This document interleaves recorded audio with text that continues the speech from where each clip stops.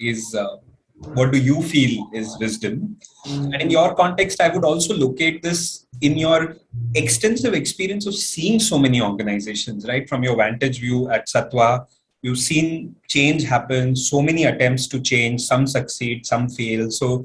Uh, so what are the wise attempts? So so what according to you is wisdom? Let's start from there.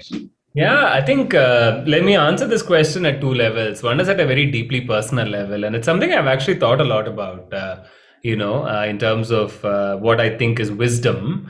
And then I'll answer it at the level of the organization as well.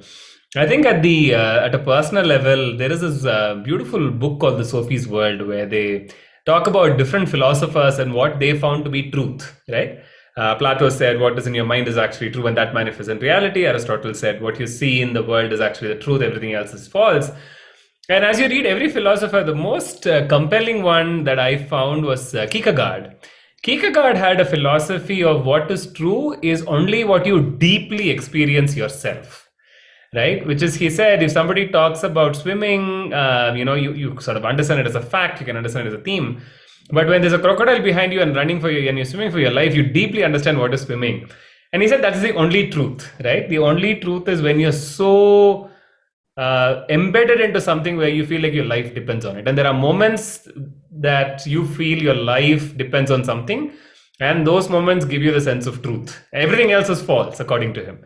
Right. And I found that to be a very novel way of understanding what is truth. And for me, wisdom really stands from there. And it's really what also Bhagavad Gita says, that, you can read any book you want and you can get Panditya, but the true wisdom comes from having lived through something and by deeply caring and doing it with intent. Right. So I think for me, that is wisdom. And constantly, I think whenever, especially now, I think in the last few years, whenever I'm doing things, it's as much not about the outcome that it carries. It's not the impact it has. It's actually the intent with which we do it. Which actually is a great segue to the second part of the answer, which is what do I see with organizations being wise, etc. I mean, every once in a while, there is an organization that has scaled in the classical sense of the word. It's become a really large nonprofit, etc. It's impacting a lot of people. It's employing a lot of people. But I think the ones that truly stand out, and I think pass the test of longevity, are ones that are able to stay true to that sense of intent that they started with, and that intent with which they're able to translate to every action of theirs and every employee of theirs. Right. And it's amazing when you watch those organizations. They've built their own vocabulary. They're able to sort of hold themselves together with a deep culture and do a lot of amazing things, but with a deep sense of intent. Right. And I think for me, intent manifested is wisdom. Right. And that's probably where I would sort of leave my personal definition, the organizational definition. Yeah. That's quite elegant, I must say. Intent manifested is wisdom. Very, very beautiful. This opens up both threads for me, Rathish, and I'm going to give you the choice of the thread, and you can choose to pursue. I think on the personal front, because poverty is something you have spoken about as being of concern, and I'm curious about first-hand experiences then of poverty vis-a-vis coming from a background. Like, what are those experiences of poverty, or are there first-hand experiences, or is it an observation that ultimately drives you towards eradication of poverty? So what in your personal journey moves you towards poverty? I think that's one thread where I'd like to move. The other thread around intent, and maybe we can approach this later in terms of intent and scaling. So let me park the other thread for later. Let me come to poverty and personal experience firsthand. Do you feel the pain? What's the pain you feel in your heart, or I don't know, is it a dream in your heart? Just curious about that. Yeah. So this is. I've spoken about it before. Poverty for me is not theoretical. Like I've been poor in my life. I come from a fairly low middle class family. So when people talk about having limited resources and how that can impact the way you think and how you function. And also when people talk about what takes you out of poverty, which is really this idea of single generational escape from poverty, right? And I'll talk a little more about it broadly. I am a standing witness of that process. I know what it takes to escape poverty in one generation, and then get to a place of some means where you're able to enable other people and so on. I think partly what I do today is a function of that, but it's only partly, right? I think a large part of what drove and what drives me today and why I do what I do today is also just from the context in which I grew up. I grew up in a place where I was part of RSS, I was part of spiritual groups when I was a little kid. I grew up in a school that talked about a larger social role that education and children and young people have to play in education. I grew up in a school that focused on Vivekananda's learnings and so on, right? So this idea of looking at your existence in service of other people is not new for me. There are people who sort of manifest that in different ways. I sort of took that very seriously to say whatever I do to be in service of other people made sense. And so the moral justification for me was I am a product of kindness of strangers. Like random people at different points in my life said, listen, I think you deserve a chance, and then gave me a chance, and I got to where I got. And you sort of pay it forward by seeing how can you then do this for other people. So that is a moral justification. But I think if you look at why I do what I do, it's I think the function of the context I grew up in, which was very, very rich and always sort of had a locus of control that sort of started inward towards other people, saying how can we help other people? How can we be of service to other people? And that sort of grew. That's a context I grew up in, and so partly the moral justification, partly the context, I think drives me to where I am right now, right? And the other part of it that I want to pick up from what I said is what my life, my early part of my life showed me was that it's possible for a family to sort of move out of economic poverty, let's say to a certain extent, to a place where they don't consider themselves economically poor, right? And it taught me two things. One is the fact that it's feasible to do this, right? And today, if you look at it, a lot of the work we do in government and philanthropy sector is to ensure effective consumption of people who are poor, not to really take them out of poverty. If you give them Manrega, you give them 150 rupees a day or 320 rupees a day. What are you making sure? You're making sure that they don't sleep hungry. No one's going to Manrega their way out of poverty, right? Similarly, if you're going to say that I'm going to improve X facility, Y facility, improve your PHC, improving a PHC is not going to get anyone out of poverty, right? It's all going to make sure that their consumption is in order. I think there are initiatives today that require us to imagine and have an ambition where they actually move a family out of poverty to no poverty, which is what happened in my case, right? And I think that is one thought I'm left with. And again, we can talk about it overall. Another thought that I was left with, and recently this was something that I came up in a conversation where I was telling somebody that I came from a lower middle class family. They asked me for my grandfather, my great grandfather, and all of that, right? And the truth is that some of my past generations were actually rich people, and some of my parents had education, etc. So even though I would consider myself economically poor, I had a certain context in which I grew up in where I believed that moving out of poverty was possible. So I approached my entire life from a place of possibility. Today, a lot of the stakeholders I work with, people who are poor, don't actually approach their life from a place of possibility at all. So while, yes, I'd had a life of economic poverty, I had a social context and an emotional context of possibility. But a lot of the people we are talking to are actually people who are both economically poor and are in a social context of scarcity and not possibility. So that was a huge learning for me. That part of why this jump happened, was not because of the fact that I was like smart or my parents did the right thing. It's because I grew up in a social context of possibility. And a big learning I'm taking back, when through that reflection is, even if we don't get people out of economic poverty, how do we create a social context of possibility for people to then believe that, listen, I can actually jump, right? And that jump is possible. I don't know if that makes sense. Yeah. That's a beautiful thought. That's such a beautiful thought, to create a context of possibility, which is just beyond, which just goes beyond economics. And it also makes me kind of get in touch with the fact that there are several dimensions to human existence, not just economic, right? There is a social dimension, there is a dreamy dimension, there is so many aspects of life. And what I'm hearing you say is that it's not just unidimensional escape from poverty or survival, but really a more enriched vision of a human being almost. Absolutely, yeah. Absolutely. I'll give you an anecdote that I recently read, and I haven't verified this. Imagine a poor person wins a lottery, right? What do you think are the odds that the person will never be poor again? I think it's likely that they'll be back to being poor because handling that money, I don't know, I wonder, but I would guess that 100% odds that they'll go back to being poor. 100. Okay. There's 100% odds, right? So, which means that in some part of their identity of themselves, there is an inherent sense of poverty that they are living with, which means that even a significant inflow of cash does not change that way of creating wealth and creating opportunity, right? And that sort of is the question that I've always asked myself, saying, what is the identity that we carry of ourselves, which is both cultural, social, spiritual, and economic, that makes us poor, you know?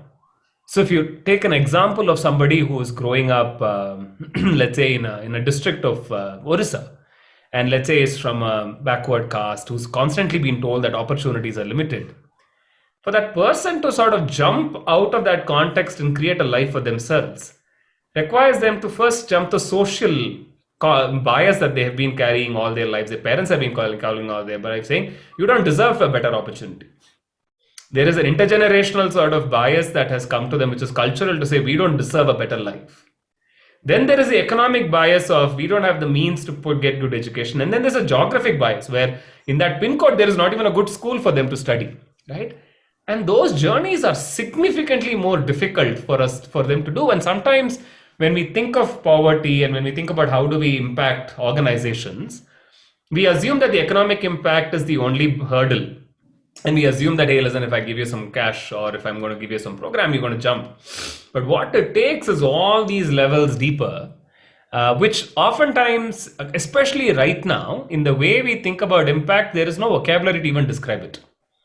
Like today, if an organization is going to a donor and say, I'm going to work on this, and they talk about all of this, the donor is like, listen, I can't fit this in a program model. What are your outputs? What are your outcomes? And that's not true, right? And that is part of the challenge, I feel, in how we are approaching impact today and how we assume that some of these things are not relevant and so on. Yeah. This also, Rathish, evokes a few reflections for me. I think one was the poor I have seen for me were in Nigeria. Like I have seen poverty in India, but like in Nigeria, this was like in Lagos, they right down to the sewers, they had built their houses and you take a boat and UN had built a school there. What I was able to observe was rich community life, like dancing kids and music and so on. And I think one of the questions we were left with was how do you end this poverty without creating poverty of community? Yeah. And even in slum rehabilitation projects, you move people from the ground into vertical structures, and there's a breakdown of community. So I think one thought that's coming to me in this journey and walking intentionally also means not depleting other capitals just to enhance an economic capital. So I think that definitely was one thing that got evoked, and I'd love to see if there's something to respond. The other was also, Rathish, this emotional poverty, right? Like saying that with the middle class youth, if I have to say, trauma, mental health, loneliness, like really the social poverty, that there is enough material, but there is emotional bankruptcy. And when I think of Gandhiji's Antodaya, then I really these days like wonder saying, where is the Ant? Is the Ant a person who's feeling suicidal, for example, because just doesn't have emotional support? Like where is the Ant anymore? Or are we in a multi-dimensional depletion of capital? So that's the second thought. And last one, and then maybe the third, Rathish, is this slippery territory of inequality. So I've not been able to frankly make up my mind about this one because I'm an MBA student who believes in creation of value, wealth, possibility, entrepreneurship, and full power to our innovators, more capital to them so that they may innovate, go for it. But on the other hand, also rising inequality makes me wonder, saying when we pitch to a funder, an HNI, is it just a person who kept more than his share of money and is now philanthropizing aid? So curious about all these confusions, and have you worked these through? And Yeah. So okay, huge question. So I'm going to I'm glad I've been thinking about it because there's no way I'm going to respond to these instinctively. See, I think one of the questions, and I'm going to build on this identity piece, Abhishek. I think that, I've been sort of thinking about and I've been writing about this identity being a four-level structure, right? At the first level, I think there is a deep sense of a lack of, let's say, an amorphous identity that you carry. You sort of don't know who you are and how you formed, but partly because maybe you're a child, partly because you've grown up in a context where, you haven't spent enough time thinking about identity level one. And it's not like every person goes through four levels. I mean, there are four levels of identity that people might inhabit. And increasingly, I have now seeing people who grow up in this amorphous state of identity, right? They sort of are a sum total of everything that they carry with them, but they can't define their identity as this is who I am, in some sense, in a very conscious sort of a way. There are people who carry the next level of identity, which is an identity by birth or identity by belonging. They can reference themselves to their caste, to their community, to the geography they grew up in, to their gender, to their religion, in some sense, saying I am this person because I was born with it, right? And that identity then helps them form communal bonds with people who are part of the same identity. To say I'm a Hindu, you're a fellow Hindu, so I have something to do with you. And commerce is done this way, right? Like when I go to Surat, I meet all of these Rajasthani people who will only work with Rajasthani people, and not just Rajasthani people next to this little village in Udaipur from like 5 kilometers away. That's who they will work with. They'll not work with anybody else. Because that's identity by communal belonging or identity by belonging, where I trust you because you're from the same village that I am, and there is no other reason. And this point you made about the Nigerian context is because identity of belonging, right? Which is you are from the same community, I know you, we're going to be, you're my social circle.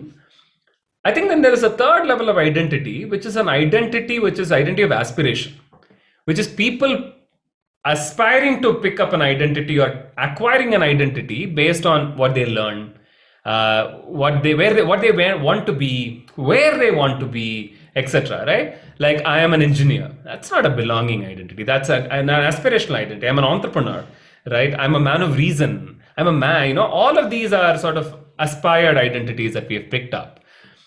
And that is the third level. And then the fourth level is where a person realizes that I'm not one identity. I am actually a multi-identity person, that I am a Hindu and a man of reason. I am a person who's an engineer and a Hindu, and all of that, right? Right. And the reason I'm sharing this is for two reasons. One is when you talked about the Nigerian family and growth, this identity, the problem is that when people become economically rich and people get means, in many ways, their identity by belonging starts to get weak. Sometimes it's out of shame. Like, I don't want to tell anyone that I'm from a lower caste. I'm going to sort of pretend like I'm not a lower caste person. Sometimes it's just disconnect. Like your education system, the context in which you work doesn't reinforce your belonging identity. You don't get into a dance. You don't speak the same language. You pick up English. So you start to wane off because you're not even reading the same books or celebrating the same festivals, etc.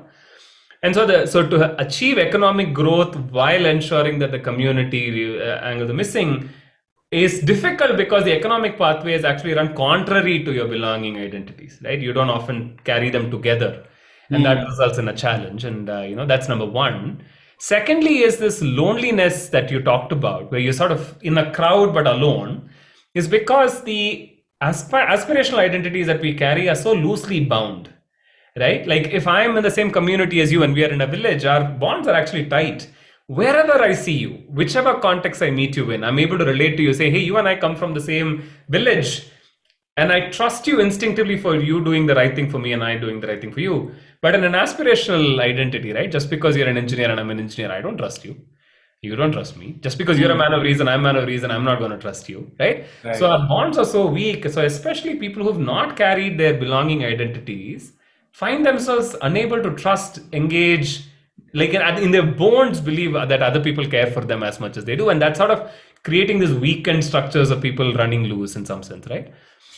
What I hope we get to is that fourth level, that more and more people find that I'm not one identity. I'm this person who is both, where I belong and what I aspire for, and I can carry those identities together. And that's sort of the true blue growth that we want to seek.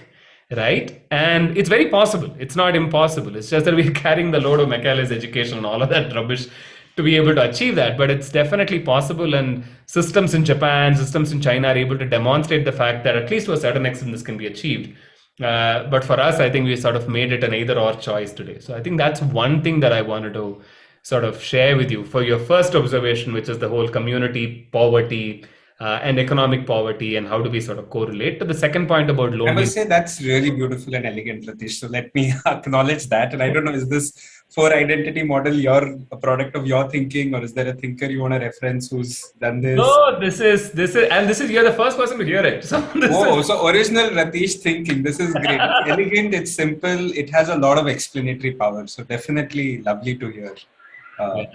No, thank you. I'm glad it's resonating. This was actually something I wanted to write this weekend because I've been sitting with this for a bit, this is a larger conversation on the othering piece, right? Like, why are we sort of working in the context of othering? And fundamentally, I said it's a problem of identity, right? Where am I coming from? And the people who have aspirational identities often look down upon people who have belonging identity. Yes. They're like, hey, listen, you're primitive today. If you sort of associate yourself with an identity of belonging, saying, oh, these people are fundamentalists, like, why? Right? And similarly, the people who have fundamental identities think of the others as people who just don't have any roots, right? Who don't respect cultures. And then there is fundamentally an issue. And there is part of this that Jonathan Haidt has talked about in The Righteous Mind. I mean, he uses a different framing. He sort of doesn't talk about the whole multiple identity picture, which is why I sort of felt disconnected. But I think that's a good reference to look at why conservatives and liberals in the US are different and so on, right? So that's, I think, the one part. Yes, you were going on the second one. Sorry, before I intervene. Yeah. So this was the one part question number one and question number two. You had a question number three, which is inequality and inequality. How do you look at inequality and No, again, it's a tricky one. And I was recently reading this book, The Psychology of Money, where they mapped the growth of American economy from 1945 to 50 to 80 and 80 to later. And they talked about an economic model from 50 to 80, where the differential, the wealth of people who actually were working as factory workers to the people who owned the factories wasn't substantially different. As in, your aspirational values were higher, but you sort of have worked in a range that is different. And how since the 80s it's actually grown substantially, where inequality has been like much higher, right? But if you sort of, my own thinking is, there is a need to build a model that is based on the agency of the individual, right? So I think the one thing I'm fundamentally, sort of a true believer in is the fact that entrepreneurial energy has to be unlocked for change to happen of any type, right? So any sort of structure which is a command and control model, centrally driven, redistributive culture does not sustain, because it fundamentally doesn't work against the human's innate ability for growth, right? So entrepreneurial ability, I think, is going to be there. So I think any given day, I'd love to be in a society where there is a sense of possibility from which people are approaching it, which is what we talked about earlier, right? Because the entrepreneurial approach creates a sense of opportunity significantly. I think the problem today, in my mind, of inequality it's fourfold in my mind, right? And this is what my thinking is. One is increasingly the entry barrier to get into jobs that provide significant economic value require a higher educational qualification, right? Because agriculture is extremely, over employed and under paying. Manufacturing jobs are not growing as much as they used to. MSME structures that have sustained socialist countries like Germany don't exist in India. So which means that there is a bar of jobs that exist which are at this economic level, and there is a bar of jobs that exist at the higher economic level, and the gap between those is significant. And the more we work in a services economy, actually the more we are creating that gap. So the economic structure of India does not allow for a continuum of jobs today. It allows for the low-end jobs and the high-end jobs. The mid-end jobs are missing, and they're actually going to disappear more and more, is my opinion, right? So that's one thing, which is education is created, and educational qualification and a sort of cognitive quality has created an entry barrier for jobs that actually get you out of poverty, number one. Sure.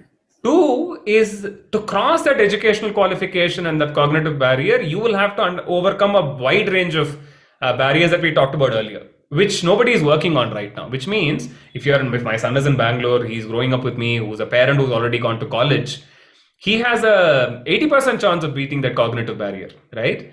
But a child, for a first generation learner sitting in a rural India, the cognitive, emotional, cultural barrier that they have to beat is It's significant. huge. And we don't have those systems to actually get them to jump those cognitive barriers, right? I think that's a second huge problem that we are solving, which means that inequality is actually poised to grow, because it's what is called in the Bible the Matthew effect, right? The Matthew effect is the rich will get richer and the poor will get poorer, which is actually how we have designed the system, because we have this cognitive barrier and that whole economic barrier thing that is set up. That's a second problem.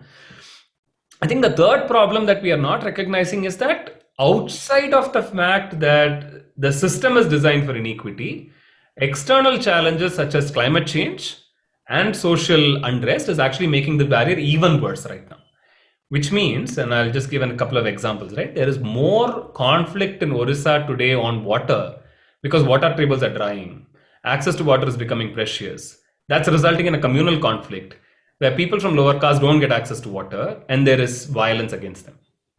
So you sort of look at the symptom of violence and say casteism is becoming higher, but it's a fact that environmental resources are depleting, which is actually making this problem much harder.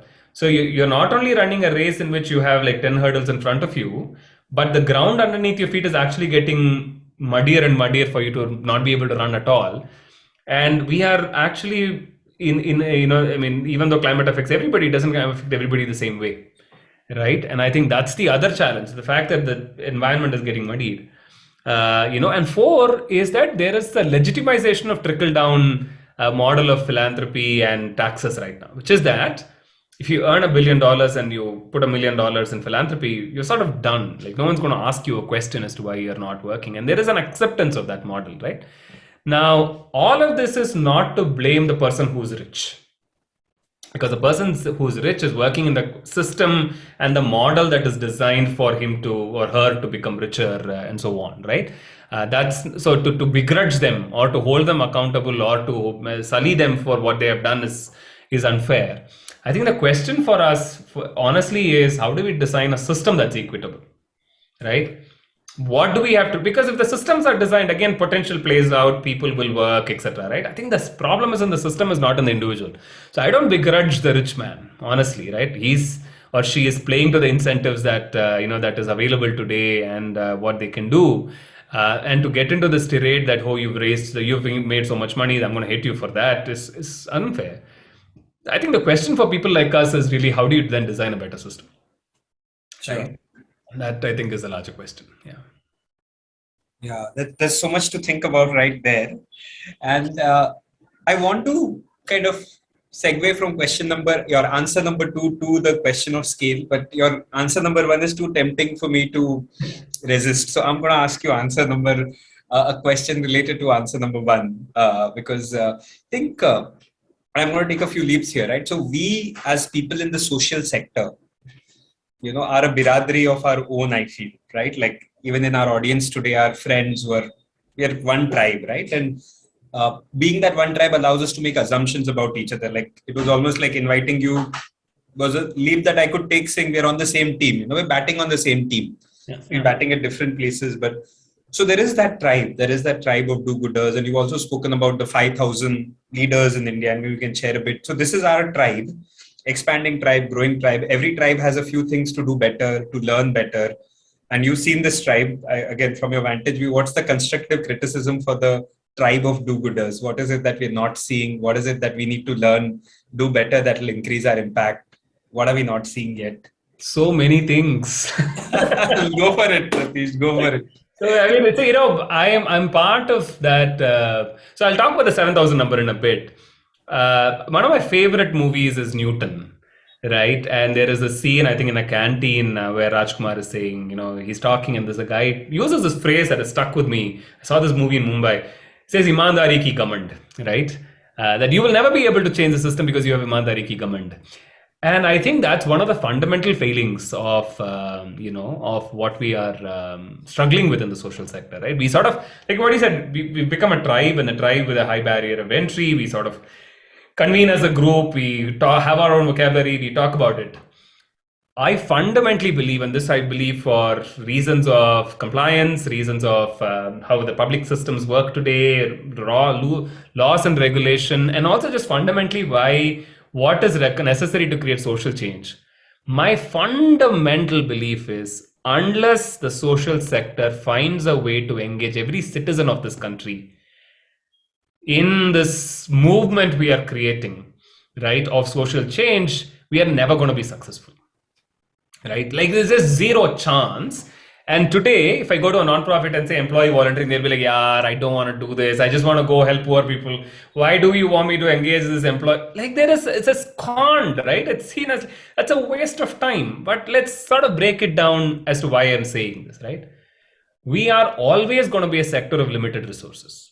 We just talked about the economic model. There is a trickle. We are waiting for the trickle to happen. We are not in the place where there's value generated. Unless you're going to change the way world works, this is going to be there. So which means we are always going to have limited capability, right? So what is going to give us significant impact is going to be leverage, right? And what is the leverage we have? Our biggest leverage is a deep sense of purpose, right? Everybody in the system, even including those who are doing very well materially, struggle with the sense of purpose. So our biggest currency is to give and create a sense of purpose for a very large number of people and co-opt them, their resources, their energies, their imagination, and the problems that we are solving, because there is no way we're going to pay them and bring them in to do the work that we have to do, right? Which means as a resource constrained sector, our biggest leverage of purpose has to be made democratic so that everybody feels it and is willing to contribute. We don't do that today. Right? We have employees and we sort of tell them that, hey, listen, I'm not going to pay a lot of money, but why don't you do this, right? Which is always going to be limiting. That's number one. Number two is we are, and you touched upon this, funded by players that are all under the regulated ambit of the government. We get money from the government, which is regulated by the government. We get money from corporates, which is regulated by the government. We get money from rich people who are regulated by the government. Which means that while we have to be the fourth estate or the fifth estate or whatever you want to call ourselves to hold the government accountable, all our systems of funding are going to be dependent on the government. So after a point in time, we sort of just towing a line to say, hey, this is how far I can go. To truly unlock citizens' support for us gives us the independence in the agency for us to say that we stand for something which is actually the true citizens' agenda, right? And I think that is again very important because the money you get does fundamentally define the work you do. The more the citizens pay for your work, the more you're going to look at your work as the service of the citizen rather than the service of the corporate, service of the HNI or service of the government, right? And I think that just is a moral compass for us to sort of hold ourselves to. So one, it leverages, the infinite potential of citizens. Two, it allows us to, create a moral compass by working with resources that we get from there. Three is the inherent capabilities to solve social problems is actually getting higher and higher and higher. For example, do you know that 65% of out-of-pocket expenditure for poor people today is healthcare? 65%, which means of all the money they spend in their life, 65% of the money they pay for doctors, right? 89% of them don't have insurance, right? But it seems sort of logical to say if you're spending 65% on healthcare, why don't you just take an insurance so that you... But insurance is a very complex problem to solve. And the social sector today does not have all the required capability to solve insurance, right?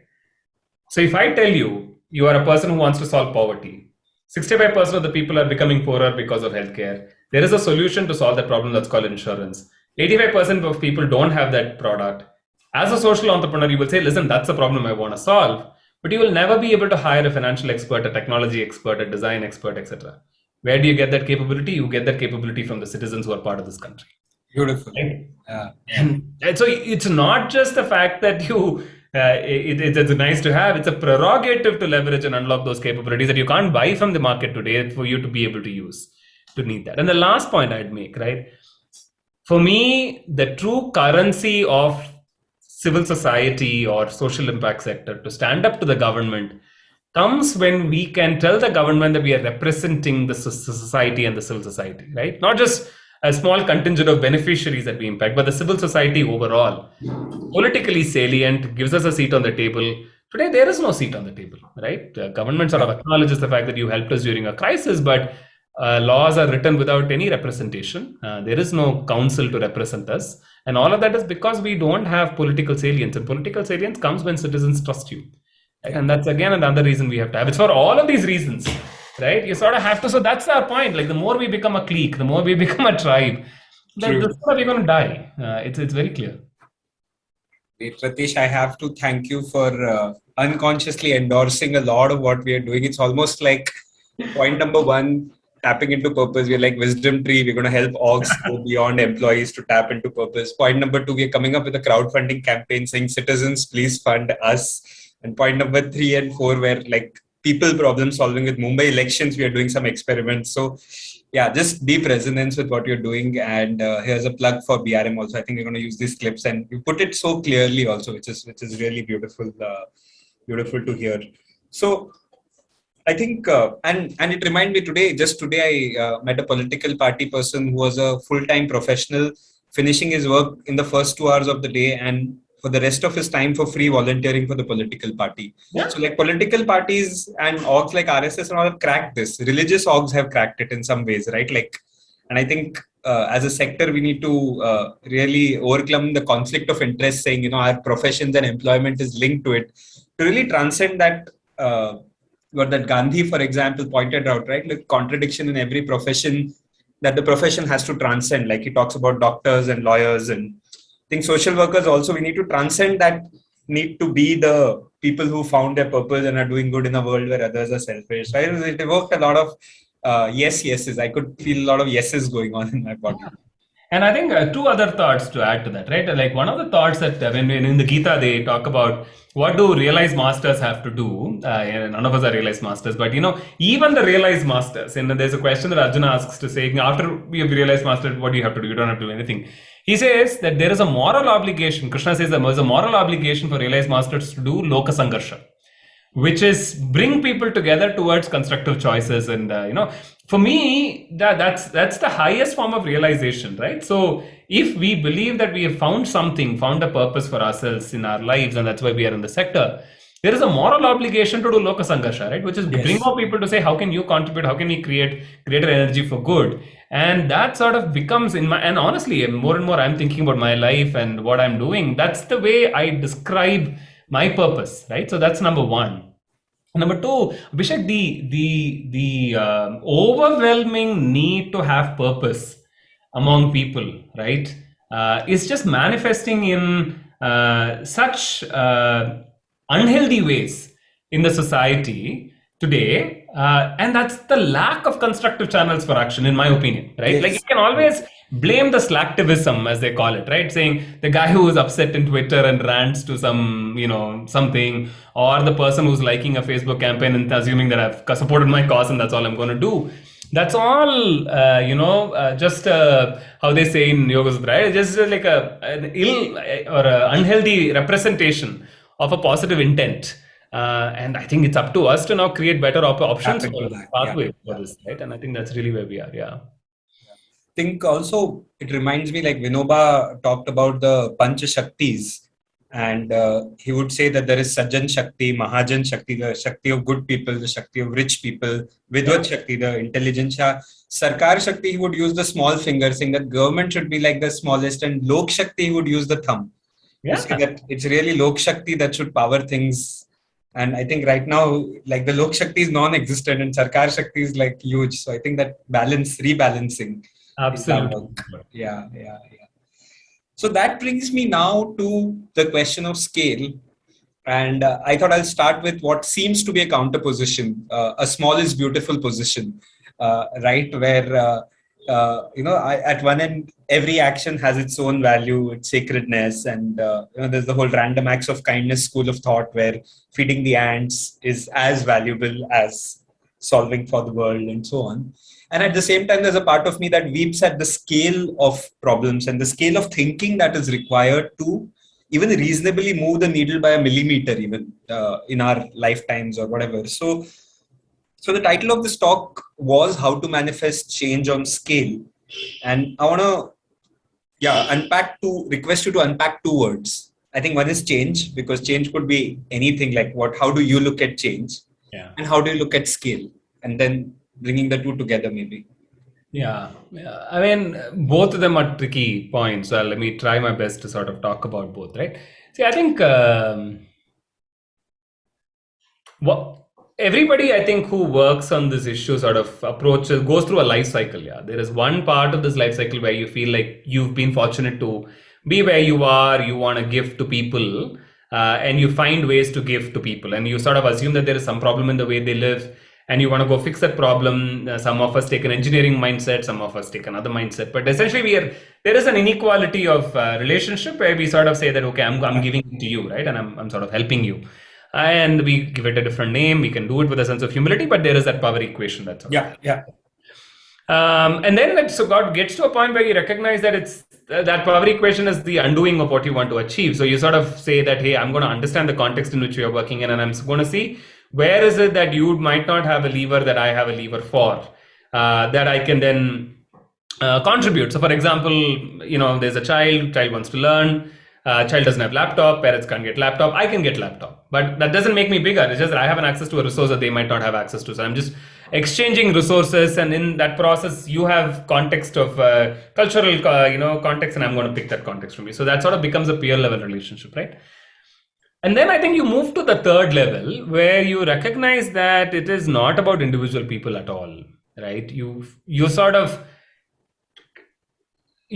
understand, and what we talked about rich people, poor people as well. So you sort of understand the system is broken, and you sort of look at what are the inherent reasons why a system plays in a certain way, and you start to work on the system in some sense, saying what are you shifting in the system, which eventually creates the change for the person on the other end. Where actually after a point the person sort of becomes abstracted in some sense, right? Because more you think of the person, the more you realize that you're solving for a local, hyper-local context, but actually in sometimes creating a unintended consequence in the context. So you took a community, gave them the laptop, and then if nobody else has a laptop, what does that do to the community, right? Where one child just got the laptop and you don't give a laptop to anybody else.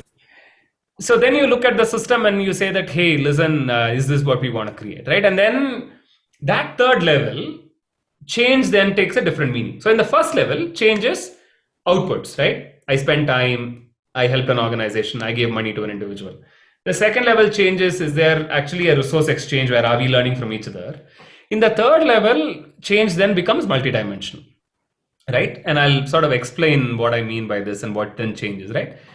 I think change or positive change is any step towards removing systemic barriers or that create inequity in the system. Right, that's really change, and that change can be thought, right? Like I used to earlier think that all of these people who are writing, what's the point if you're writing and you're not changing anything on the ground? But thought creates change. Somebody reads it, somebody applies it, then somebody builds on it. And I think changing thought and perspective, I think, is important, right?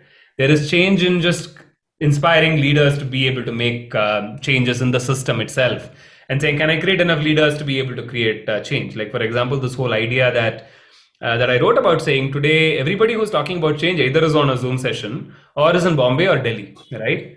We need more leaders in the blocks and the districts in Jharkhand and Chhattisgarh. We don't have them, which means we're all translators of a problem that we partly understand, right? So that could be change as well. But anything that you do, so be it thought, be it leadership, be it finance, be it resourcing, be it capability, that systemically addresses inequity in a system is for me change, right? That's at least where you want to go and work towards. I think that's number one. And any organization that's able to do that is great. And I think they should do it. And I've sort of seen this, I talk about these three changes as people who are anchored in self. And that's not to judge them, right? People who want to do, work in poverty because it makes them feel good about themselves. And we need a lot of people like that, right? So there are people who often say, listen, I was able to give, and it helps me, right? The second, people are anchored on the poor. They say, listen, let's go to the place where there is the greatest challenge and let me then work with them so that I can. And the third are people who are anchored at the system. And there are all of these three people who we need to solve poverty, but they're at three different levels. So that's on the change side, right? And what change means to each of them. On what is scale, again, when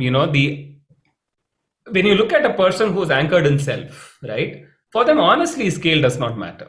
Right? They are saying, listen, my sense of satisfaction and purpose comes from helping these through kids to learn. They're not wrong, but that's what they want, right? The people who are anchored on the poor say, listen, can I meet an X number of people and do what I do with 1 lakh people, 10 lakh people, etc. But can I sort of achieve scale by that, where the net number of people impacted is going to be higher and higher because that's what they want to sort of measure their impact by. But when you look at the people who are anchored at the system level, for them, scale then starts to mean very different things, right? I'll give you an example. There's a lady who works on disability. She convinced 500 CEOs of large corporates to integrate disability into every aspect of their business.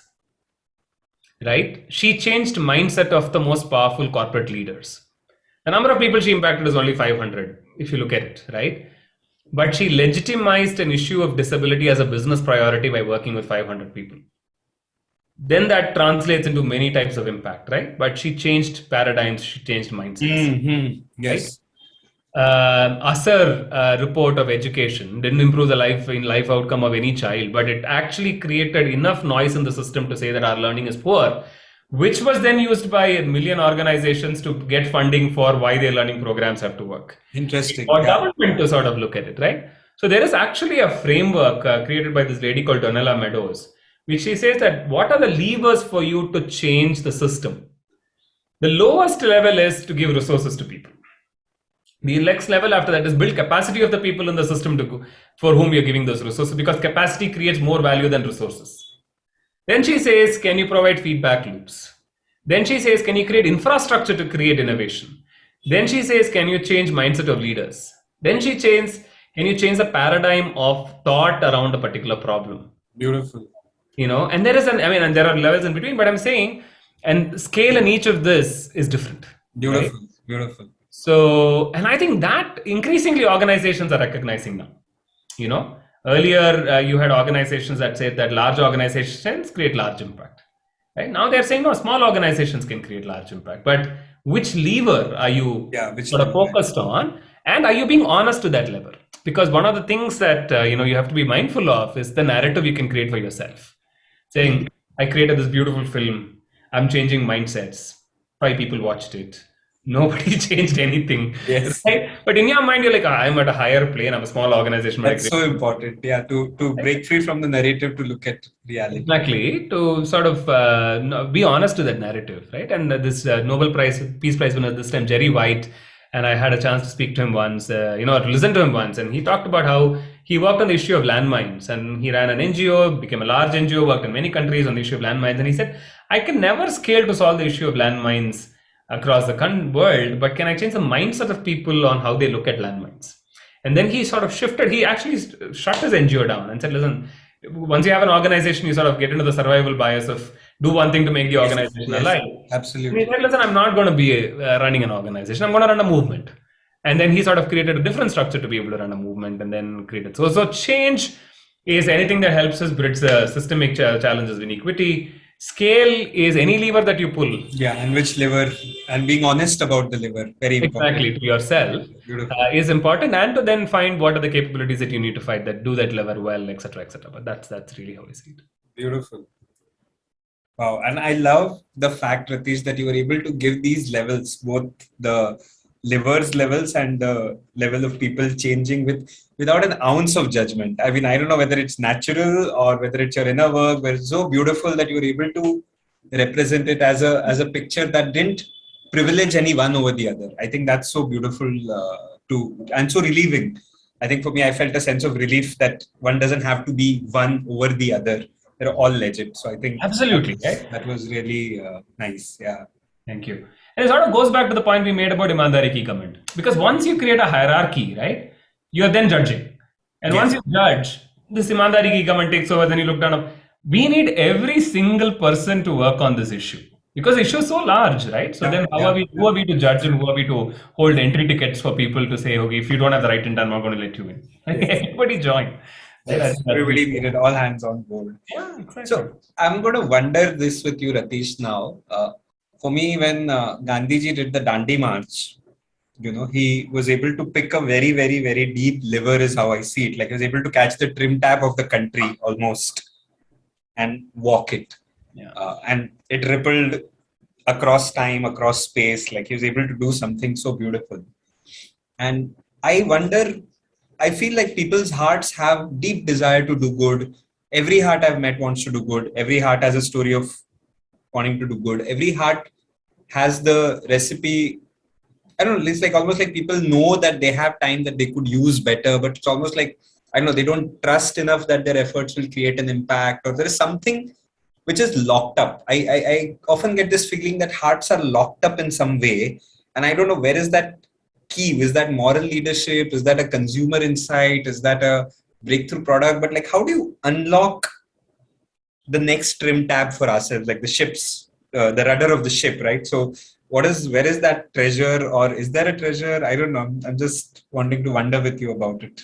I have such a deep respect for him as a person and what he was able to do, right? And so when you talk about the levels that we talked about, it's not like he ran the largest organization. He just changed the paradigm of how to fight for your freedom. And I want to talk about a little bit, if there is time, which is a little bit of a framing. But before that, I think one of the fundamental truths of what Gandhiji was able to do was this focus on constructive action, right? Which is to say, how can the whole squirrel story come true, right? Which is, what is the one thing that you can do that then adds up, makes you a card-carrying member of the freedom fighting movement in the context that you're working in, and then aggregates to much larger value and stuff, right? Like, because till and like there is this Gandhiji, Nehru writes about it in the 1910s when if you go to the Congress meeting, everybody is wearing iron clothes, everybody is wearing suits, people talk in English, right? And they're all discussing how do we sort of shift the system and work towards what is the compromise we can hit to get India to path of independence. That was the freedom movement. Literally, right? This was around the time when Gandhiji came back, and there was a freedom movement. It's a set of elite people discussing how do we get the country to freedom, to shift from that to say, this is not going to help it, right? Let's all start working. And for salt, for a cause that all of us can relate to. Right? Yes. I think that constructive action is the secret sauce, right? So which means if you want to improve a school and a community, you can go to, as an NGO, you can go and say, listen, I'm going to build this technology instrument and put it in a teacher, train the teacher, and then do this. Can you imagine it in a way where every member of the community is actually involved in improving the school? Yes. Can they be involved in painting the school? Can they be involved in getting every child to come to school? Can they be involved in ensuring good food for the children? Take every action on the school system and say, how can community be a part of it in a manner that doesn't sort of take away their livelihoods, etc., right? Because then it becomes their school and they take ownership. And I think that constructive action as a philosophy, if we can apply to the work we do across all parts of the social sector, I think there is a huge value. And underpinning that constructive action is trust, right? Which is, how do you sort of trust the system to believe and do constructive action and so on, right? That's a tricky problem to solve, but it's also a problem that we seem to solve every now and then, right? India against corruption. So many people went and stood there, right? The entire issue of, violence, domestic violence in Delhi, where there was a lot of rape. There are times when people do come and there is this collective trust, not at one individual, but at this validity of the movement and the legitimacy of the movement. The question is, how can we create it, and how can we sustain it, right? Right. And I think that's really the question. I don't honestly have an answer to that question. There is a theory of the big man or the big person movement, right? Like Gandhiji has to come for us to be able to do this. Or is it just a function of context that every once in a while this just happens and so on? But I'm digressing. But coming back to what you said, I think the secret sauce in what Gandhi did is constructive action, which is everybody should care about it. B, everybody should be able to participate. 3, it should aggregate into a larger value, right? Yes. 4, it should result in a constructive outcome. Yes. Not let's burn everything, right? Yeah. All of these 4 things can be true to a social movement. I feel we'll be able to engage a lot more people. Beautiful. Yeah. I think that's a great recipe, I would say, Rathish. Like, get these 4 in place, and I think it's a great frame to think. Just want to bring it to, since Indic is an area of interest and Indic ideas and Yug Dharm and Lok, you already evoked the Gita, you already evoked Lok Sangharsh. And what I heard from what you were sharing was also a very innately Indic perspective of not hierarchying but describing, not saying it's a ladder, but really simultaneous. Like I remember when we spoke about identities, you didn't frame it as you have to move from one to the next to the next. In fact, your highest rung in the ladder was an integral lens, so very integral thinking. So I somehow feel you imbibed some indigness, or you discovered your indigness. So I'm curious, when it comes to social change, we have Daridra Narayan, that the poor is also has access to the spiritual life, and Kabir was a weaver and enlightened, or Nisargadatta Maharaj was doing BDs. And so I'm just wondering, what is the cultural wisdom that we as change makers need to tap into? What has our culture taught us about responding to the times, and which stories or which metaphors would you evoke from our vast library of things that empower us today, or empower you for that matter? Like what empowers you? I would be the first to admit that I'm still I'm still a student of this thinking, right? I have no formed views on the Indic approach. Part of the background is we are a consulting company, and ironically, for some reason, we are the only India-based consulting company working in impact in India, right? At least till very recently. So, which means a large number of organizations that we were working with actually were international organizations that moved to India. And they were thought leaders in the Western space around how to think about impact. Like they had a lot of terms, which even we borrowed. And around 2017, I started to think about, okay, but if we are we are the only India-based consulting firm working in India on the impact in India. What is our, sort of moral foundation to approach this question? That we are working with, right? So that was the first sort of thinking, saying if this is truly a differentiation, but how does that differentiation translate into practice? Was where I actually started this thinking, right? And the second thought that struck me is the question of identity, right? We are talking about people who are inherently working from an identity of belonging. Like I'll give you an example. We talk about MSMEs and how MSMEs can scale. If you ask a banker, they'll say more access to credit, right? Or diversification of business lines. But you talk to a trader in Rajasthan who's working at Asura, they'll say, I'm never going to do that business. My cousin does that business. I don't want to grow because I only know my community. I don't want to work with people outside my community. I'm not. So their decision making is based on their identity of belonging and not their identity of aspiration.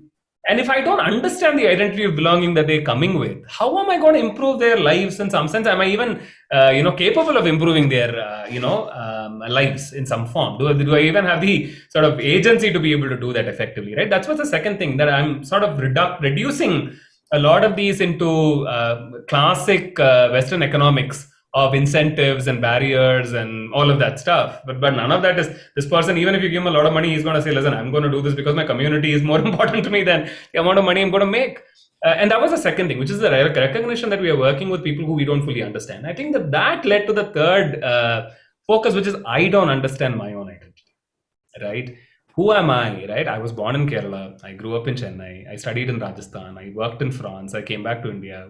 So what am I as a person? What are my biases, right? And I'm a very amorphous sort of identity that is responding to BJP, that is responding to this crisis instinctively without really understanding what is the bias that I'm carrying inside, right? What is my aspirational identity? What is my identity of belonging? Do I understand Teyyam, which is a culture form of my community? I mean, all of that, right? So today I have to be honest and say that the journey is a lot more inward than outward. The journey is really just to step back and understand, saying, okay, do I understand this, right? What does renunciation mean to me, right? They say that, how mukti is the function of abhyasa and vairagya. What does vairagya mean to me, right? So, and my own truth is that before I understand that, to then say that this is how we'll do Indic way of impact is false. It's a narrative I can create, I can sell it, but I don't think I can practice it, right? So I think, and I've been telling everybody, the next 10 years is, I think, a lot more of inward looking journey around the Indic path than an outward one. And I hope after that, there is then the next 10 years. Lovely, sure. That's so beautiful also, that you're clearly, honestly framing and claiming it as an inner journey. And this journey is so vast that, I really look forward to what comes out from your churning and reflection as well. So we're exactly on the dot at 8, Ratish, and I want to just do a small plug-in also for Satwa. Seems like some amazing talent is coming together to solve some really complex problems, and it's inspiring to see the journey also of Satwa, and equally nice to meet somebody who's a big part of that journey and responsible for that journey. So Ratish, thank you so much. This was a great conversation. Could have gone for much longer, and I think clips of this conversation have total repeat value. I must say that, like you able to condense so much in such a short time. So really appreciate your sharing. Thank you so much for being on this Wisdom Talk. Thank you for having me, and I'm sure I'm like one of the first set of people, and there's going to be enduring insight and wisdom that's going to come out of these series of conversations. I'm happy to have kicked it off. Yeah, Yes. thank you. Thank you so Thanks much. a lot, Ratish. Thank you so much. And